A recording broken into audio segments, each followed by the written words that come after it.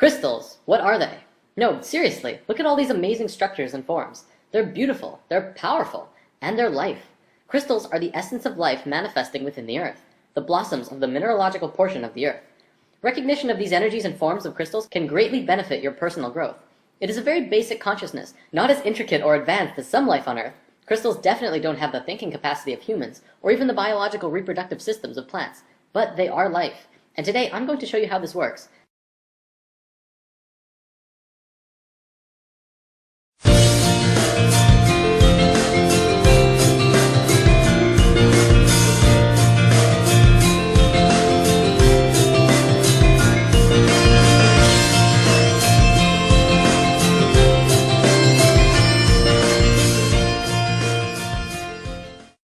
Crystals are defined as being a mineralogical body with a characteristic internal structure and enclosed by a symmetry of plane faces. They are, however, much more than that. We've discussed before that everything in the universe is a vibration, existing through many different frequencies at once. Our physical bodies are on this physical plane, but the sounds that we hear vibrate to a different frequency, as with smells and even thoughts. Crystals also vibrate to many frequencies at once. Health is the natural state of any form in the universe. Considering the vibrational existence of reality, health comes when the frequencies of anything are in balance and harmony with itself. When patterns of energy are disrupted, we experience a state which we know as disease, which is a body that's not at ease. The resistant, discordant energy patterning is responsible for every negative symptom we experience, everything from headache to cancer. Crystals and gemstones have a vibration that is free of resistant patterns. They are among some of the structures in the physical dimension which have the most balanced, cohesive, strong, and intentional frequencies. Their unchanging physical structure is a reflection of their innate energetic pattern of balance and strength, which are incorruptible. In the physical world, you pick up a crystal and feel it as something separate from you that you're just holding. But on higher frequencies, you're actually interacting with that stone energetically. This interaction then causes changes to your structure and psychology through your own energetic systems. It begins a process of rebalancing the energetic structure of your body, and in a sense, can help you heal. Now, consciousness is of course the determining factor of if you are going to be accepting of these new frequencies coming into your being through crystals. I'm not going to say crystals will heal you, because if you fight them and are non-receptive to these frequencies, you will continue to create the disharmony within yourself. Ultimately though, crystals can be used to retune your whole being back to a state of harmony and flow. Crystals have been used and revered since the dawning of civilization. In fact, the Christian Bible refers to crystals over 200 times. Precious stones were used in the foundation of New Jerusalem. They were also used in the breastplates of Aaron, the Hebrew high priest. Crystals have been discovered in the ruins of Babylonia and in ancient tombs of Egyptian and Chinese rulers. This wouldn't be spirit science without some sacred geometry though. Remember the 5 platonic solids? Science understands that all atomic patterns and molecular structures were based on these 5 forms. They create the forms that the universe manifests through. Well, here's the atomic structure of a beryl crystal. It's the flower of life, the creation pattern flowing through the structure of this crystal. Now, not all crystals are like that molecularly, but they are very geometric. There are 6 categories of crystals. Of course, there are lots and lots and lots of kinds of crystals, but no matter how many there are, they will always be in one of these categories: isometric, tetragonal, hexagonal, orthorhombic, monoclinic, and triclinic. For the most part, all of these systems are derived from the hexahedron, also known as the cube. One of the biggest things about crystals is that they can transmit frequencies. From a metaphysical perspective, we can transmit thoughts and emotions through crystals, but scientifically, does that make sense? Would you believe it if I said that pretty much all of modern computing technology was based on the living element of crystals? Consider the radio. The first radio was a crystal set. They would cut a piece of quartz crystal and touch a wire to it. The frequencies transmitted through the crystal. The quartz! That's right. The molecular arrangement, of course, is very stable and has a measurable frequency, and because of this, it can be used in basic technology. Nobel Prize winner Marcel Vogel discovered that crystals can be reprogrammed as silicon chips in a computer, and can also be programmed with the energy of consciousness. He discovered that when a person uses a computer, thoughts are transmitted into the computer by pressing on a keyboard. That information is stored in silicon chips via the medium of electricity. Thought is a form of energy which can be given direction through what we call intention. He concluded, due to this discovery, that crystals could also be programmed without the need for electricity, by using just thoughts as the informational energy. Another interesting find is that quartz is composed of silicon and oxygen, a combination known to geologists as the building block of all minerals. The living element within crystals is silicon. Science found in the 50s that silicon shows the same principles of life as carbon. Exactly 1 octave down on the periodic table from carbon is silicon. Sponges deep in the ocean made from 100% silicon were also discovered, which shows that silicon life doesn't just work in theory, but they actually exist right here on this planet.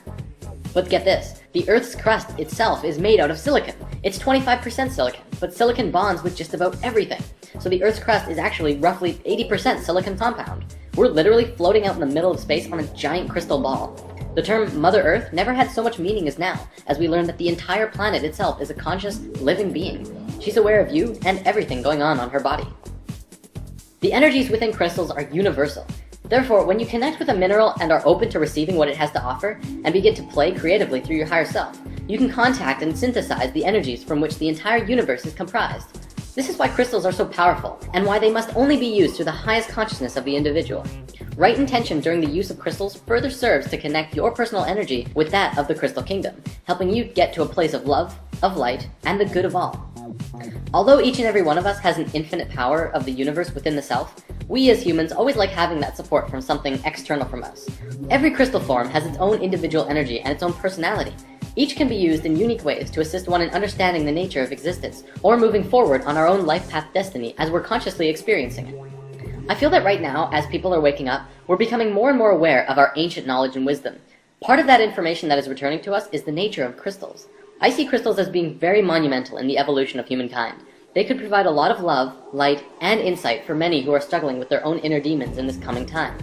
Things are getting more and more intense, but it's also providing people with the opportunities that they need to raise their own vibrations and frequencies to a level of light and happiness.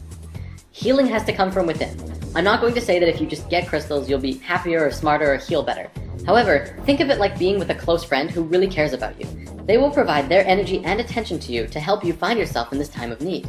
Crystals are like that. They will give you support if you allow them to, and open up your heart to the frequencies that they are emitting. So where can you get crystals? Well, there are several options. The easiest is probably just to find a local metaphysical store. There are usually at least one or two, if not more, metaphysical shops in every city. You can find tons of pocket stones, usually ranging from 50 cents to $2 or $3. Of course, the bigger and bigger crystals you get, the more expensive they become. If you're hunting for bigger gems to purify the frequencies in your house, it's always fun, and cheaper, to go gem mining. Some gem mines actually allow you to go in with a pickaxe and mine your own crystals, and others have sand and water mining as well. This is a really fun experience, and I highly recommend it for anyone who's exploring crystals. Also, I feel it's important to note that if you have crystals and you want to learn what they are, simply do a Google search for crystal properties. There are tons of sites on the web which provide information on the particular frequencies or personalities of crystals. Crystals and gemstones are one of the most powerful tools available for us in the physical dimension right now. And like all tools, the key to maximum utilization is to learn how to consciously implement the tool. If we consciously recognize that our own electromagnetic fields are impacted by the energetic quality of each crystal and gemstone, we would see that they create an alchemical response within our own bodies and psychology, which would allow us to use them as the powerful tools that they are. We could use them on a daily basis to promote health, awareness, growth, and evolution within ourselves and the multidimensional lives we lead. So how does one use crystals? Well, we're going to go into that next week. To wrap this video up, let's conclude with something really awesome. The 13 Mayan crystal skulls. What are they? What were they? What did they do? I'm going to share what Drunvalo Melchizedek has shared, but there's a lot of information available out there. Perhaps we can go into a full story another time. In a nutshell, 13,000 years ago during the fall of Atlantis, the Maya took their calendar and left Atlantis. During this time, they carved a large crystal skull out of quartz crystal and held a ceremony. One person who was trained and prepared would consciously drop their body and enter into the skull, where they would reside within for the next 13,000 years. Then, every 1,000 years, another ceremony like this would take place. The ceremony involved a being who had an understanding of everything humankind knew at that point, and then entering into the crystal and saving these memories within the skull.